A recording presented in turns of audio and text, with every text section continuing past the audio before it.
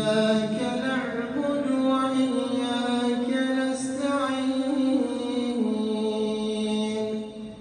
اهدنا الصراط المستقيم صراط الذين أنعمت عليهم غير المغضوب عليهم ولا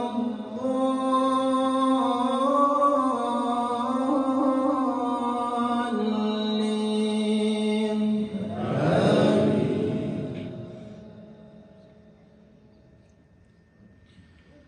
ألم تروا أن الله سخر لكم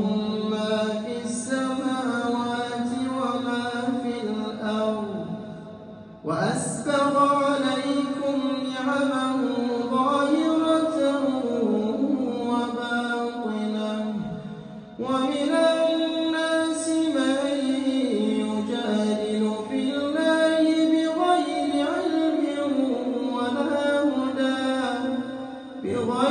علم ولا هدى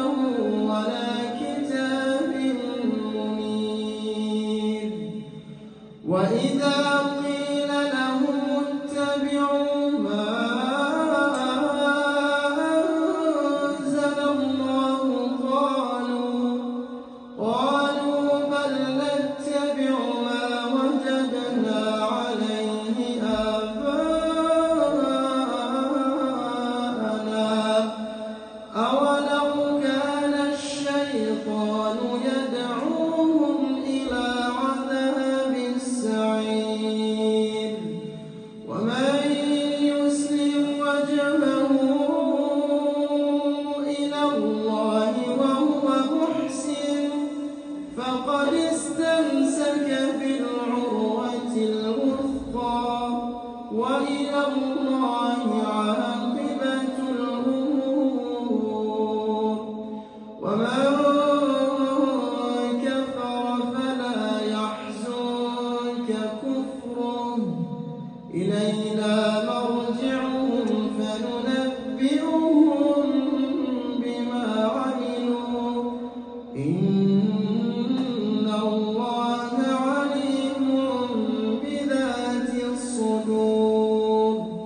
نمتعهم قليلا ثم نضطرهم إلى عذاب غليظ ولئن سألتهم من خلق السماوات والأرض ليقولن الله قل الحمد لله بل أكثرهم لا يعلمون لله ما في السماوات